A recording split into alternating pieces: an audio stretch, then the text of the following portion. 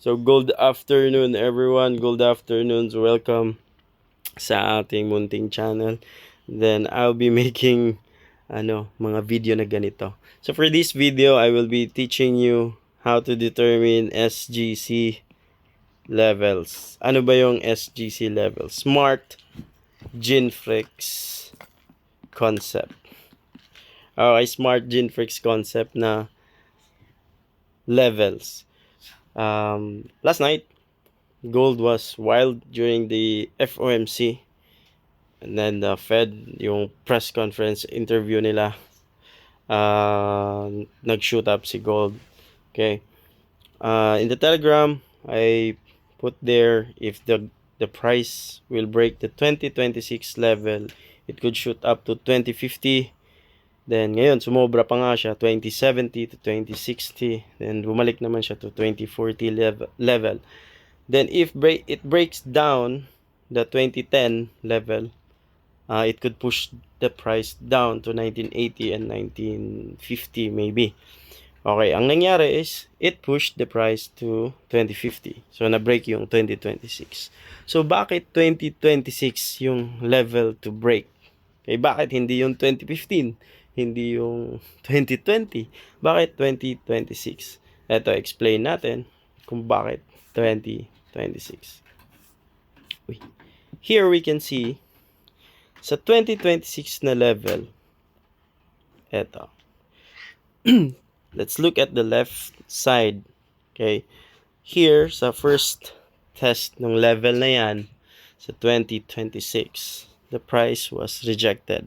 Closed above, then after the next 4-hour candle, it closed below. Then, na-correct niya agad yung level na yon. So, it acted like a resistance. The next time na na-test yung level na yan is during this time. And we can see a surge of volume. Diba? Nag-surge yung volume. Then, pinush yung price paangat. Okay? That level is very significant. Dahil yan yung resistance. Binasag niya. Then, the price went up. The next time, kala natin yung resistance magiging support. Diba? Then, pagbalik niya dyan, it pushed the price down. So, it's safe to assume that this level is a price where market reacts. So, nagre-react yung market sa certain price na yan. Hindi lahat ng prices nagre-react yung market. Bakit? Tingnan nyo yung mga candles. Yan, maliliit lang. Saan siya malaki mag-react? So, dun sa mga levels na yon, dun yung babantayan nyo as one confirmation for your SGC levels. Hindi pwedeng kung dyan pumapatong yung lahat ng kandila, dyan na yon. No.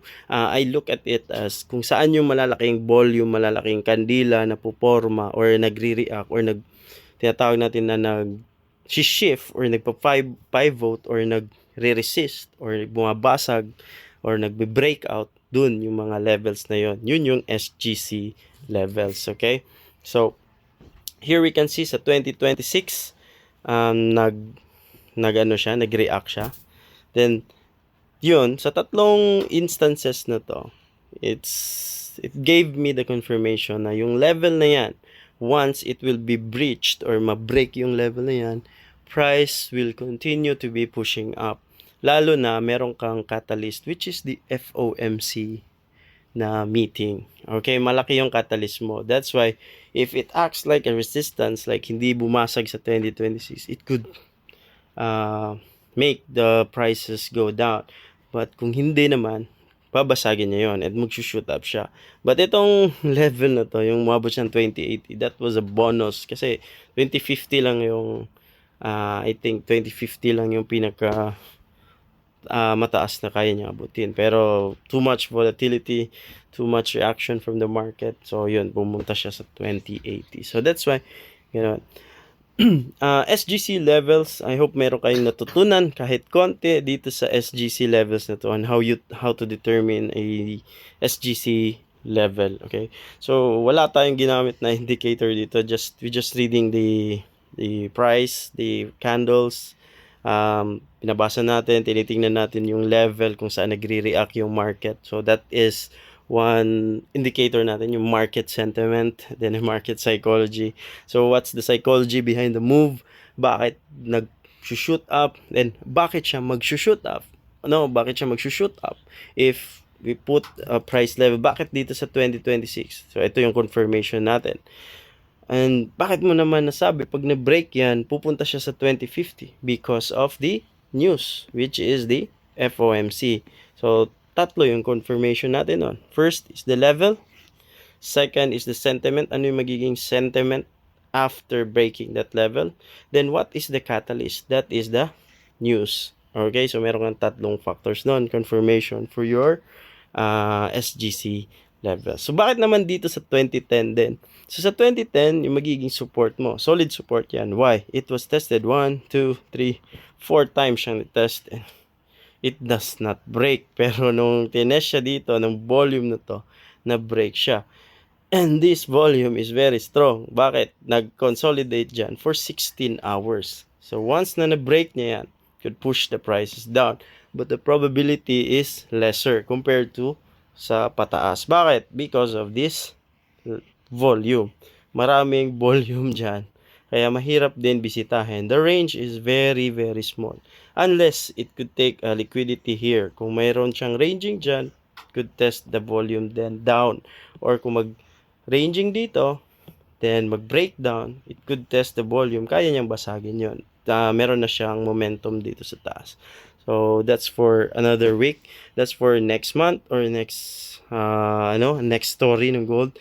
But to think na yung gold tutuloy-tuloy pataas, I don't really think so dahil wala pa siyang nabibuild na base.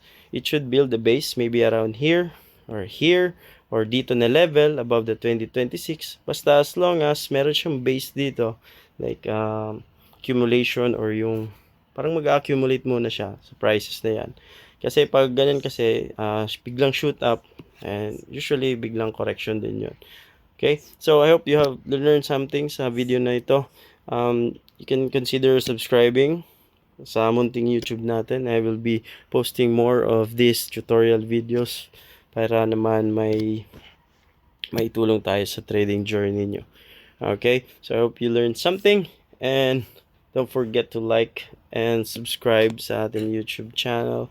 Then follow dun sa Telegram. If you want to be a profitable prop firm trader, you can follow our Telegram. I send trade ideas there. So you can copy the trade ideas or you just observe kung makita mong ayos naman yung mga trades. You can follow it. The link of the Telegram will be posted sa description ng video na ito or sa comment section. Okay? Hope you have a profitable week. I hope you have a profitable journey sa trading journey nyo this year. Good luck everyone, and God bless you all.